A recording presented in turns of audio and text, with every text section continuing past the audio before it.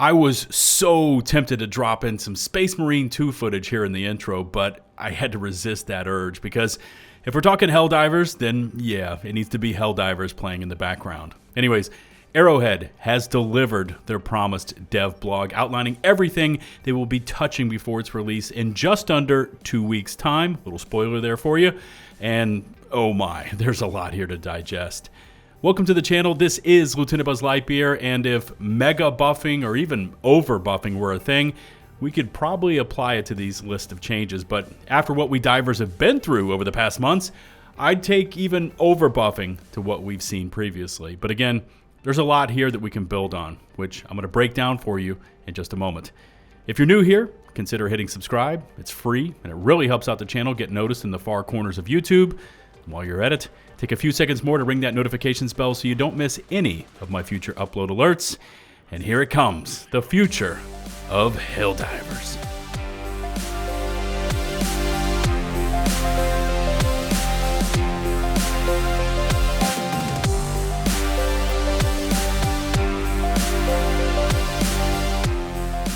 Since we're just dealing with a dev blog here, it's just words on a page, it's just text.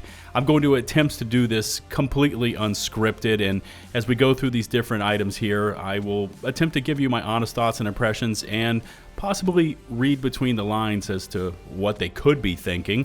Of course, this is all just speculation, but there's definitely some interesting items in here that we can expand on. But it starts off with this. It says 60-day timeline, progress update.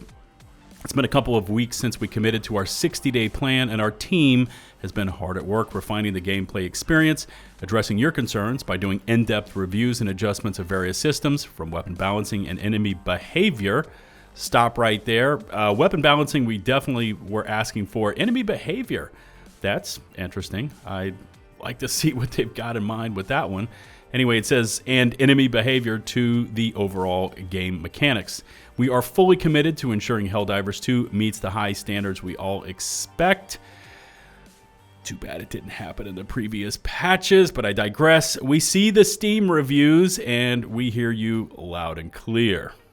And speaking of Steam reviews, thank you, Arrowhead, for actually making this a beautiful transition for me.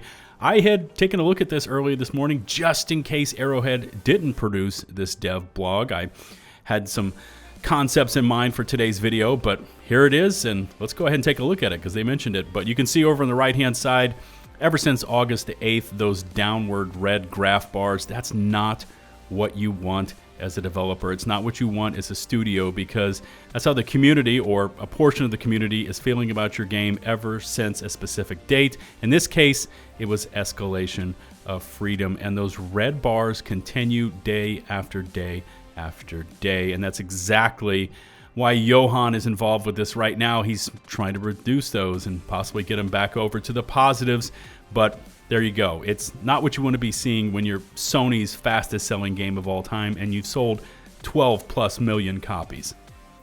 But I digress, and sorry for going off on that Steam tangent there. Let's continue on with the dev blog because we've got some big changes coming up right now. It says, we're excited to share more details about our upcoming update, which will include significant changes aimed at refining and improving your experience in Helldivers 2.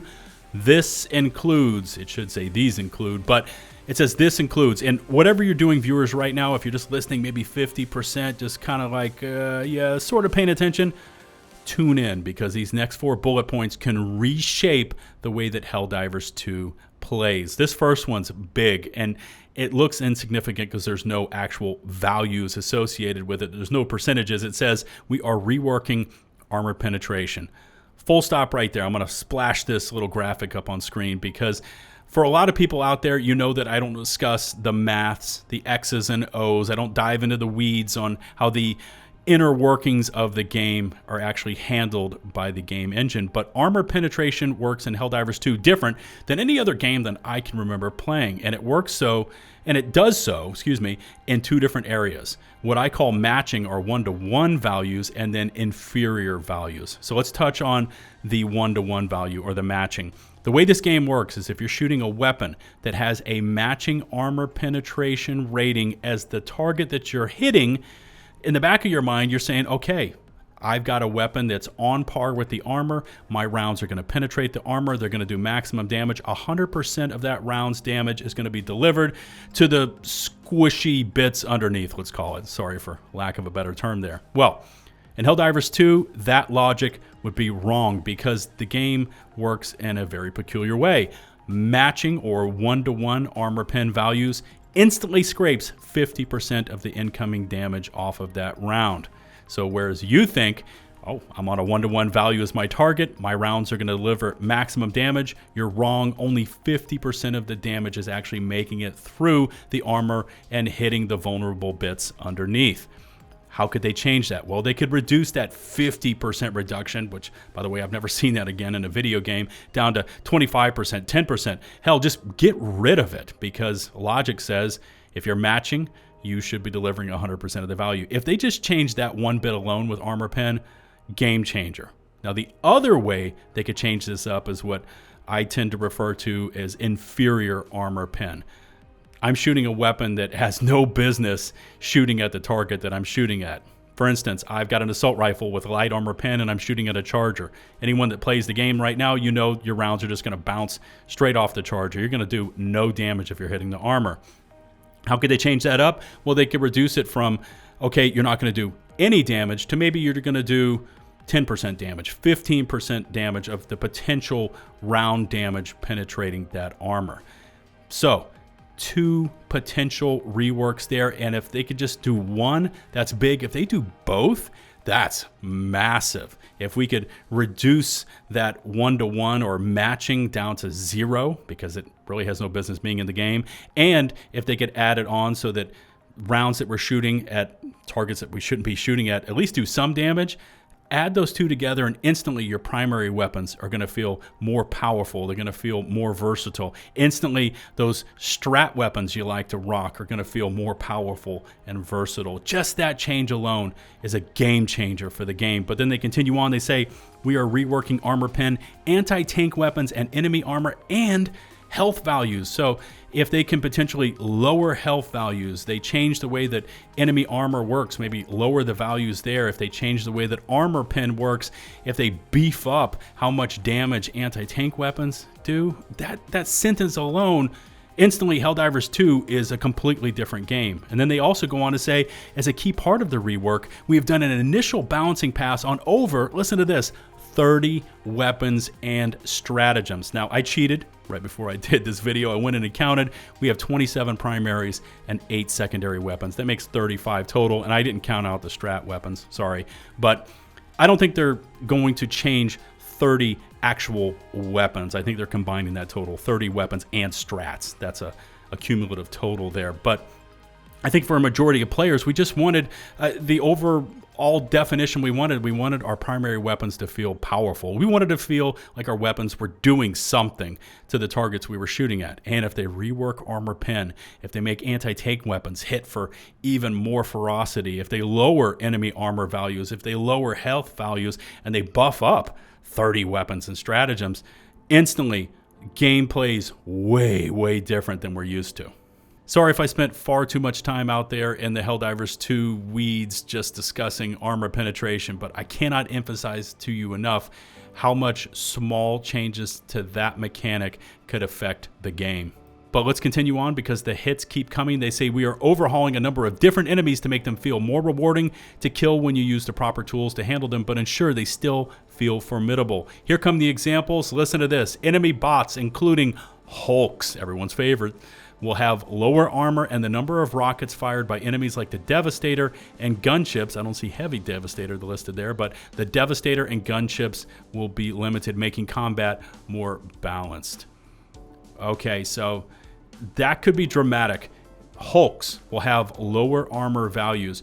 Right now, obviously, if you can hit them in the eye hole, that little slit that's heavily armored on the front of their face, even if that just has reduced armor, that could make a big difference. But the problem with having misaligned scopes and crosshairs, and then of course the Hulks bobbing up and down on the terrain, they start swinging that chain blade at the end of their arms. It makes them hard to hit in their vulnerable spots. If they just change that, big change to Hulks. They don't say rocket devs in here, but when they say rockets fired by the enemies, they've got to be talking about the devs. So rocket devs are going to run out of rockets, and gunship rockets will be limited. Now, if they can change up getting shot through rocks, if they can change up those rapid firing heavy devastators that never overheat, they have odd angles that they can shoot through, and again, they can shoot through cover. Yeah, massive changes there. I'm not, discounting the changes here that are listed, but wow, big differences there. That can mean a lot more weapons are going to be effective versus a Hulk and that front plated armor around their optics. They also say the armor values of particularly tough bug enemies like the Charger, Impaler, and Bile Titan will also be reduced.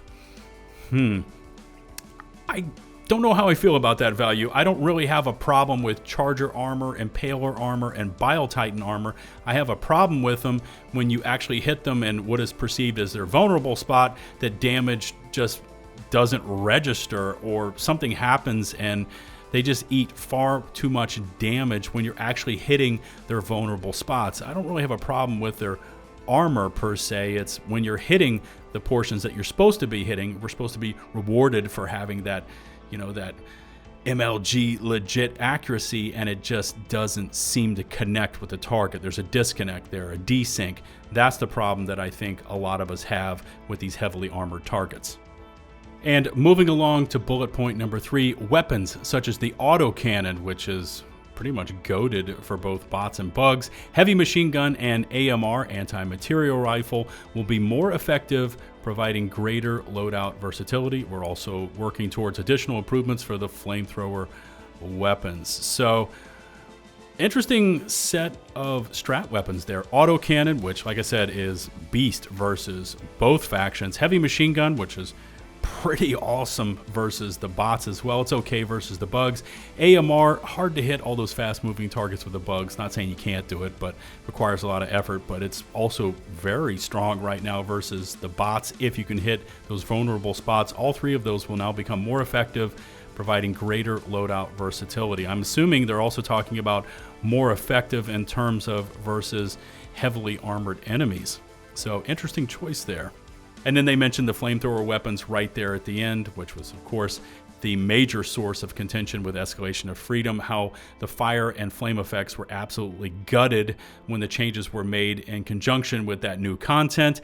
And I also want to be clear here, because I know there's a lot of disinformation flying around out there. As far as my testing goes, fire, the absolute just base damage of fire and ticks that it applies to targets is still very lethal. It's still very strong. The changes to fire and flame effects that were made in Escalation were to the way it applies to targets, and very specifically how it deals with enemy armor. Whereas it used to pass through enemy armor and do damage to the fleshy exposed bits behind, now it bounces off the armor and comes right back at the diver. So that was a major difference that was installed with Escalation of Freedom. And then bullet point number 4, we're taking this opportunity to consider new player fantasies and design goals for these weapons and stratagems based on the feedback we've received and the trends we're observing during gameplay. So once again, if that was all we were seeing in this dev vlog, massive difference there that we could be seeing in the next 2 weeks, which is the perfect segue into the next portion of this dev vlog. It says our next update containing all these changes and more details is scheduled to go live on September the 17th. So get in all that beautiful Space Marine 2 combat on the September the 17th. We're going to get these changes into the game. I'm looking forward to playing it. We're going to see how it changes the game, and I'll talk a little bit about that in a moment. It says we value your feedback, and as always, are looking for ways to improve our community engagement. Stay tuned for more updates in the coming weeks as we work together to make Helldivers 2 the best it can be. We'll be back on the 17th of September with more details. So overall, really content light as far as the dev vlog goes. Like I said, no specifics, no percentages given. They did answer a few questions though. It says, but what does a balancing pass entail and how are you conducting it? Our design team, led by our Chief Creative Officer, Johan Pilstead, analyzes player feedback.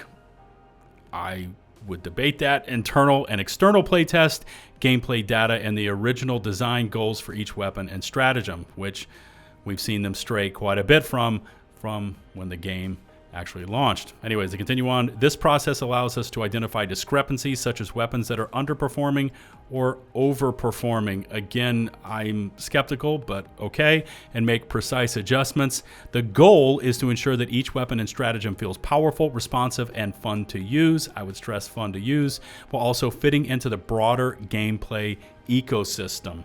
I'm going to try and run through these last 2 questions and answers very quickly for you. The second to last one says, what about the beta testing you mentioned previously? The answer is, we have conducted closed beta tests for the last 2 weekends. Oh, interesting. So they've had closed beta tests. I wonder who was invited. Was it outside of studio personnel? If so, who was invited? I know that NDAs were being flashed out there as kind of prerequisites to be in it. And just being upfront and honest, I was not invited. So don't even ask me, hey, Buzz. No, I was not invited. And I personally don't know of anyone that was, but they're saying here that they've had 2 weekends of closed beta test. Hopefully they got some valuable feedback. It says we're starting small to ensure everything runs smoothly before expanding. They have been a test bed for the program, and we intend to expand it in the future and invite a wider variety of testers to play test our upcoming updates, which of course are going to be on PC through that special branch that they will actually push live. It will take some time to get the infrastructure in order, but the intent is that these tests will find issues and missteps before we release them to the player base at large, providing a better experience for all players. So not only are you beta testers, you're beta Q&A'ers as well. You're going to help find the bugs that Arrowhead has introduced into the game. Final answer here, when do we actually see this stuff go up? The answer, our next update containing all these changes and more details is scheduled to go live on September the 17th. So overall, I would argue there's a lot of potential change and value to these changes baked in between the lines of this dev vlog. I mean, enemy armor pin by itself is a massive change to the game, but if they're also going to buff 30 plus weapons and stratagems, they're going to reduce enemy health pools, they're going to reduce heavy armor on like Bile Titans, Chargers, and things like that. If they're going to reduce Hulks and less rockets from rocket devs and gunships, this is a completely different Helldivers we're going to see on September the 17th. As always, leave me any feedback you want about anything related to these changes, and I'll do my best to respond. Remember to hit subscribe and ring that notifications bell to receive my latest upload alerts. Of course, I will include a link down in the video description so you can check this all out for yourselves. Shout out to the nearly 243,000 of you legends from across the planet who tune in daily to support me, my channel, and my content. You're all greatly appreciated, and I lean on your support. Until the next one, this is LtBuzzLitebeer signing off.